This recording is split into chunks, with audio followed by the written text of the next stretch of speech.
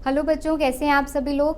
आज हम फिर से स्टार्ट करते हैं सेकेंड चैप्टर। आज हम सेकेंड अध्याय करेंगे जो है आपका वन एवं वन्यजीव संसाधन। इतिहास हमने कर लिया है, अब हम भूगोल कर रहे हैं। एक अध्याय उसमें हो गया है आपका, ये दूसरा अध्याय है वन एवं वन्यजीव संसाधन। पहला प्रश्न इसमें जो है हमसे पूछा गया है, संकटग्रस्त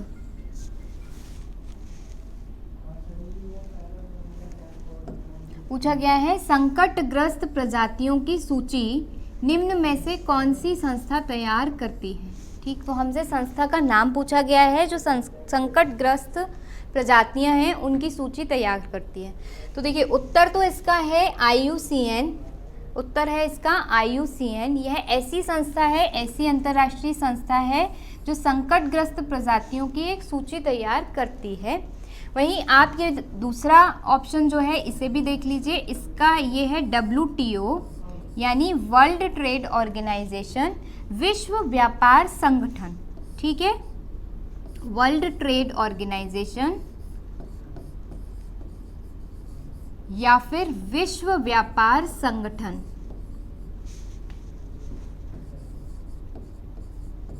जब आप आर्थिकी पढ़ेंगे तो इसकी ज़रूरत आपको पड़ेगी, उसमें पूछा जा सकता है ये आपसे। विश्व व्यापार संगठन ये किससे संबंधित है? ये आपका संबंधित है व्यापार से, नाम से भी पता चल रहा है। ठीक, तीसरा है UN यानी यूनाइटेड नेशन, संयुक्त राष्ट्र। ये हम पढ़ चुके हैं, कब आया था? 1945 में बना था। जब हम पढ़ रहे थे इतिहास तब हमने देखा था 1945 में बना था, द्वितीय विश्व युद्ध को शांत करने के लिए, उसके बाद शांति स्थापित करने के लिए और सबके विकास के लिए ये आया था। एक है आपका FAO, food and agriculture organization, food and agriculture organization या हिंदी में इसे कहेंगे खाद्य एवं कृषि संगठन, खाद्य एवं कृषि संगठन। ठीक है, तो आप चारों के चारों याद रखेंगे। पहला IUCN, ये किससे संबंधित संगठन है या किससे संबंधित संस्था है? ये प्रजातियों की, जो संकटग्रस्त प्रजातियां हैं उनकी सूची बनाती है। दूसरा WTO, दूसरा ऑप्शन दिया था विश्व व्यापार संगठन, ये जो विश्व में व्यापार हो रहा है उससे संबंधित है।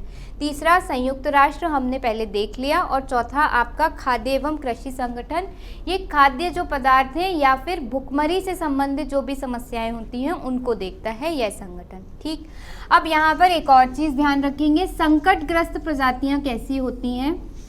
संकटग्रस्त प्रजातियां जीवों की या पौधों की ऐसी प्रजातियां होती हैं जो कि लुप्त होने की कगार पर हैं, यानी कुछ समय बाद क्या है वो लुप्त हो जाएंगी। बहुत कम जिनका हमारे पास में संख्या बची है उसे हम कहते हैं संकटग्रस्त प्रजातियां।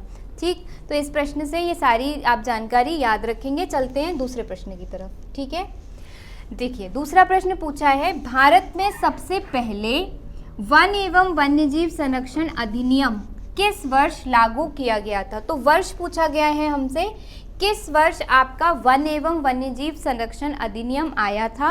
तो ये आया था 1972 में।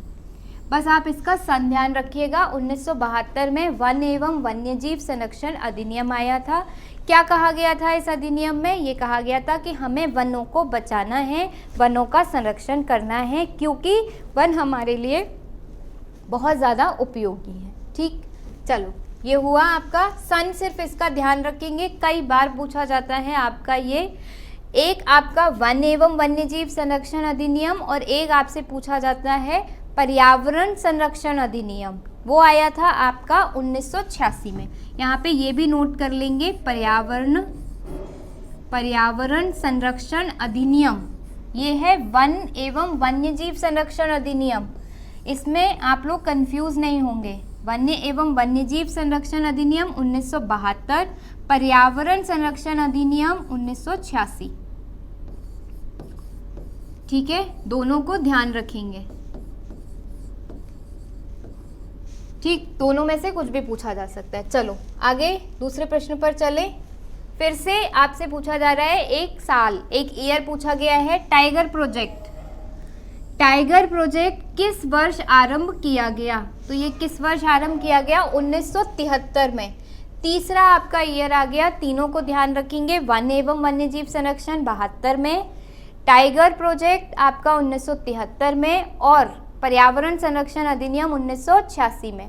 1973 में आपका ये शुरू किया गया था, अप्रैल 1973 में। दरअसल ये देखा गया कि जो टाइगर है, ठीक है, जो बाघ है, उनका नंबर या उनकी संख्या क्या हो रही है, कम हो रही है, बहुत ज़्यादा कम हो चुकी है।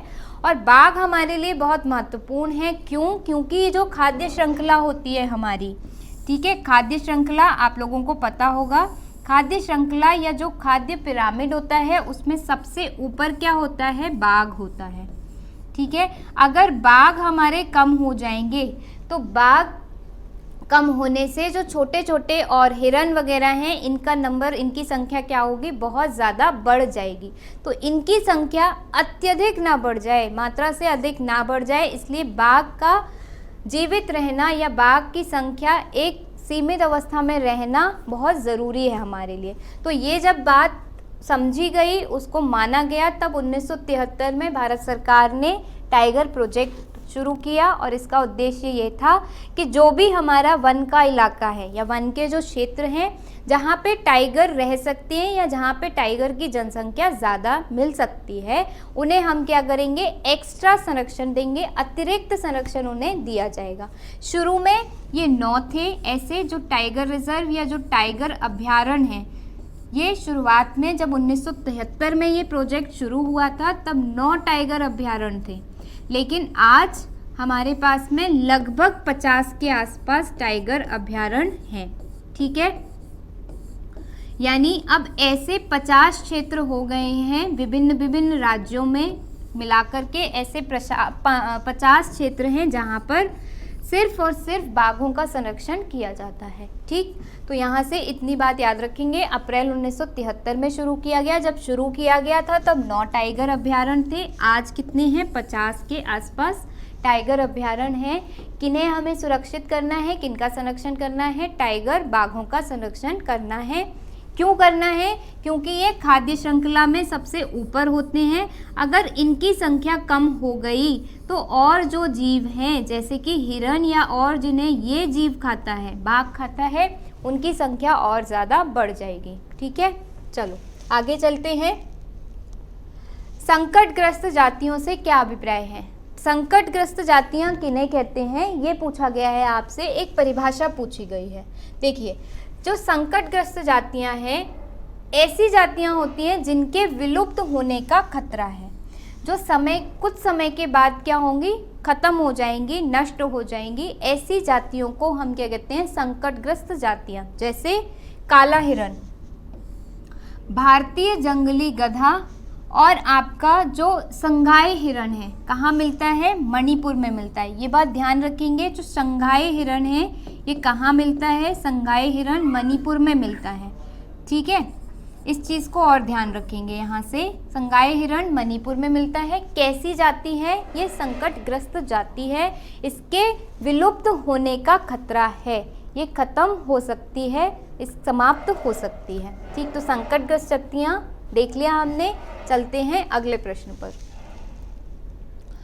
अभी पूछा गया था संकटग्रस्त जातियां, और संकटग्रस्त जातियां कौन घोषित करता है, वो हमने सबसे पहले देखा था, IUCN, international union of conservation for nature, ठीक। ये देखती है आपकी क्या, संकटग्रस्त जातियों का नाम। देन फिर आता है सुभेद्य जातियां। सुभेद्य जातियों के हमें 2 उदाहरण देने। अब देखिए सुभेद्य जातियां क्या होती हैं। सुभेद्य जातियां ऐसी जातियां होती हैं जिनकी संख्या लगातार कम हो रही है, यानी जिनके विलुप्त होने का खतरा अभी उतना ज़्यादा नहीं है, लेकिन उनका नंबर दिन प्रतिदिन, उनकी संख्या क्या होती जा रही है, कम होती जा रही है। जो संकटग्रस्त हैं, देखिए जो संकटग्रस्त हैं वो जल्दी विलुप्त हो जाएंगी, लेकिन जो हमारी सुभेद्य हैं वो उतनी जल्दी अभी विलुप्त तो नहीं होंगी, पर हाँ उन्हें बचाना हमें शुरू कर देना चाहिए। क्यों? क्योंकि उनका जो संख्या है, उनकी जो संख्या है वो दिन पे दिन कम होती जा रही है। उन्हें हम क्या कहते हैं, सुभेद्य जातियाँ कहते हैं। जैसे एशियाई हाथी और गंगा डॉल्फिन।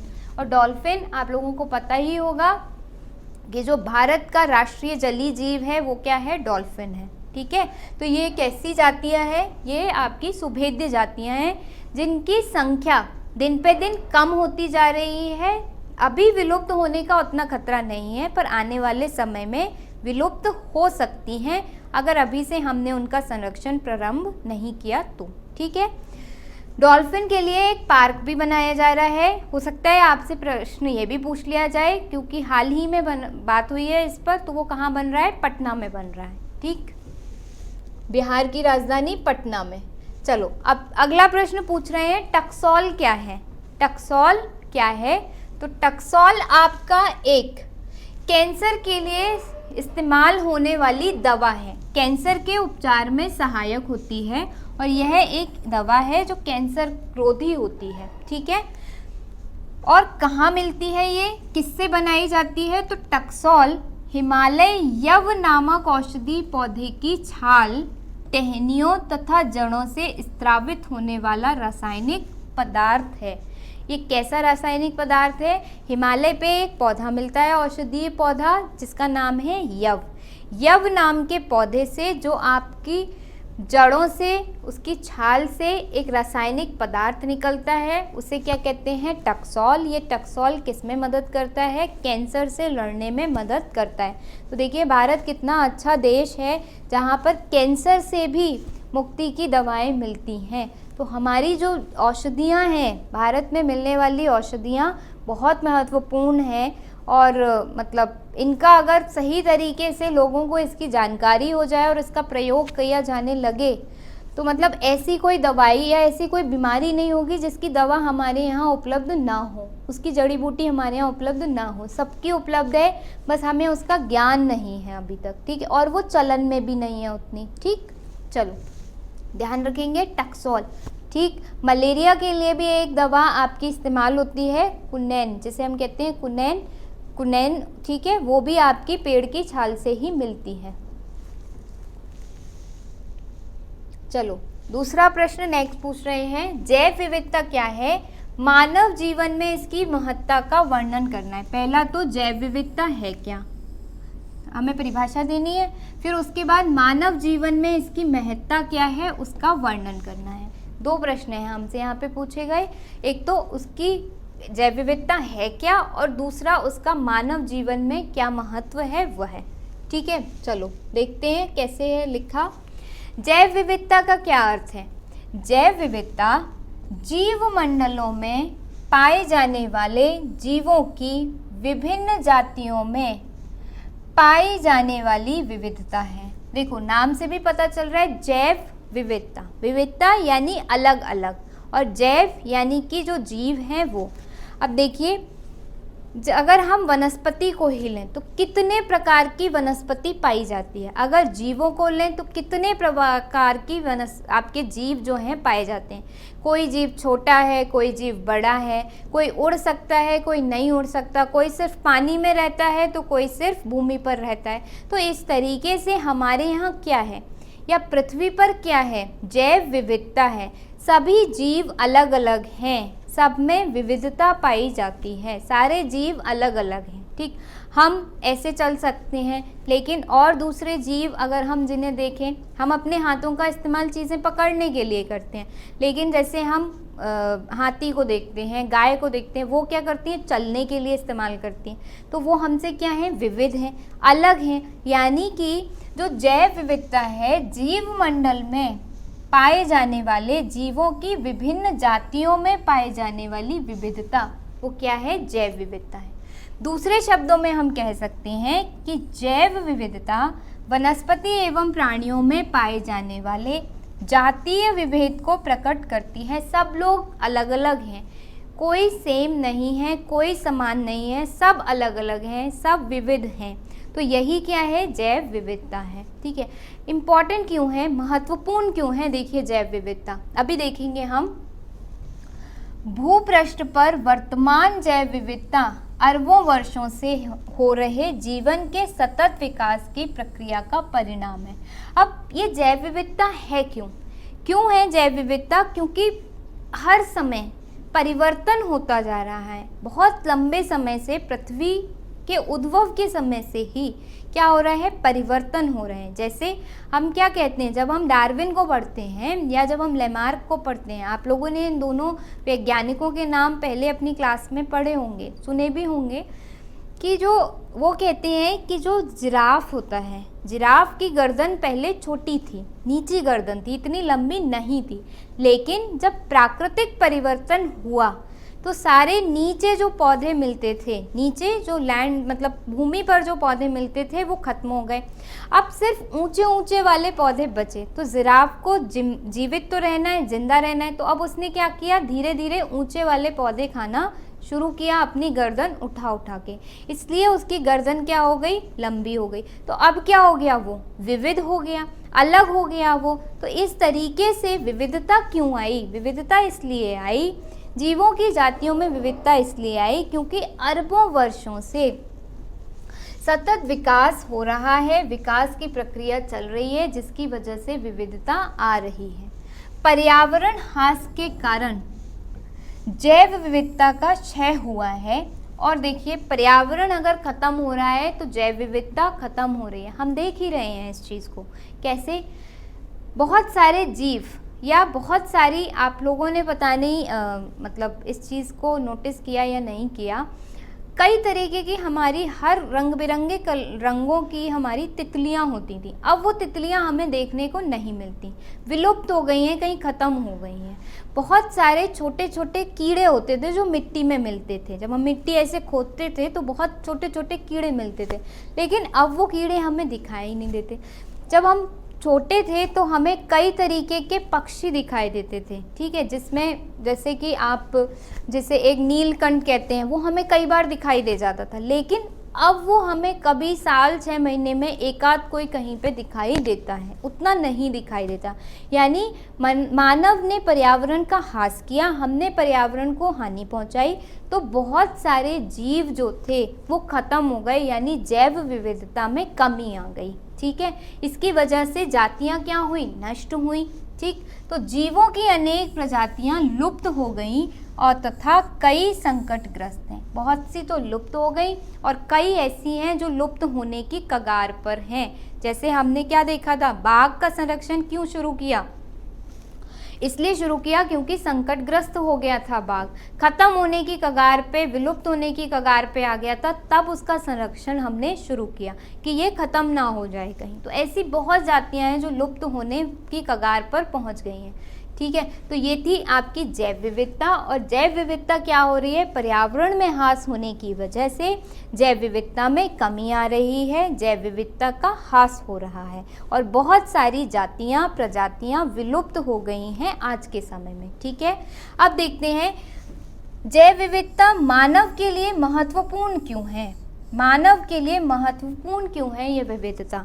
ठीक, इस बात पर अगर हम चर्चा करें तो देखें, सबसे पहले मानव अपने उत्पत्ति काल से ही विभिन्न आवश्यकताओं की पूर्ति जीव जगत से ही करता चला आ रहा है। जैसे विविधता क्यों ज़रूरी है, मनुष्य किसी एक चीज़ से तो उसका काम होता नहीं, उसे हर तरीके की चीज़ चाहिए। अपनी लाइफ को, अपने जीवन को चलाने के लिए मनुष्य को हर प्रकार की चीज़ चाहिए।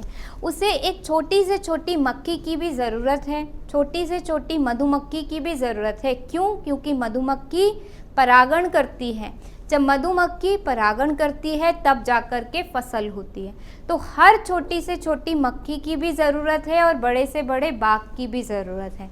बाघ की क्यों ज़रूरत है, अगर बाघ मर जाएंगे, विलुप्त हो जाएंगे, तो हिरन की प्रजाति, मतलब हिरन बहुत ज़्यादा हो जाएंगे, हिरन बहुत ज़्यादा हो जाएंगे, गायें बहुत ज़्यादा हो जाएंगी, तो जितनी भी फसल मनुष्य उगाएगा वो सारी क्या करेंगी, गायें खा जाएंगी। तो मनुष्य के लिए फिर क्या बचेगा। तो इसलिए मनुष्य को हर विविध प्राणी की, हर विविध जीव की आवश्यकता है अपने जीवन को बेहतर चलाने के लिए, और इसलिए वह क्या करता आ रहा है, अपनी पूर्ति इस जीव जगत से करता आ रहा है।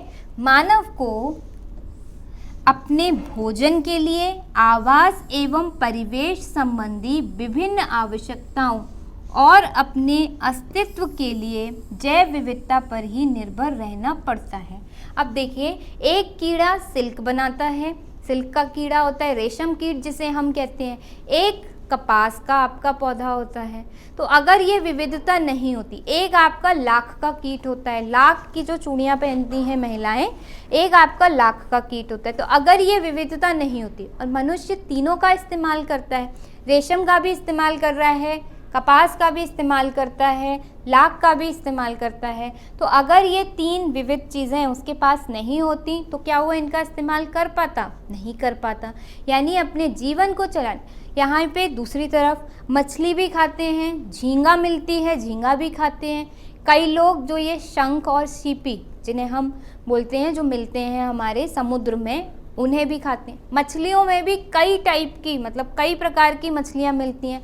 किसी इलाके में कोई सी पसंद की जाती है, किसी इलाके में कोई सी पसंद की जाती है, कहीं पे रोहू, कहीं पे कतला। तो इसका मतलब ये है, मनुष्य को अपना जीवन चलाने के लिए विविधता की बहुत, ये जीव जो विविधता है इसकी बहुत ज़रूरत है, अपने भोजन के लिए, अपने आवास के लिए, अपने परिवेश संबंधी आवश्यकताओं को पूर्ण करने के लिए। ठीक है, गाय भी चाहिए, भैंस भी चाहिए, गाय की भी ज़रूरत है, भैंस की भी ज़रूरत है, बकरी की भी ज़रूरत है। कई बार क्या होता है, बकरी के दूध की ज़रूरत पड़ती है। कई बार क्या होता है, कुछ बच्चों को गाय का दूध अच्छा लगता है, भैंस का नहीं अच्छा लगता, तो वो गाय का पसंद। तो उनका जीवन चलाने के लिए किसकी ज़रूरत है? उस चीज़ की ज़रूरत है। ठीक है, जैव विविधता के उपभोग की दृष्टि से ही मानव ने अधिक उपयोगी प्राणियों और पौधों का पालतूकरण किया है। इसीलिए क्या किया, जैव विविधता के उपभोग की वजह से ही मनुष्य ने क्या किया है, ज़्यादा से ज़्यादा पौधे लगाने शुरू कर दिए, वो निर्भर होने लगा इन सब पर। कृषि एवं पशुपालन इसी आवश्यकता का परिणाम है। क्यों हमने पशु पाले, क्यों हमने खेती की? अपने लिए ना।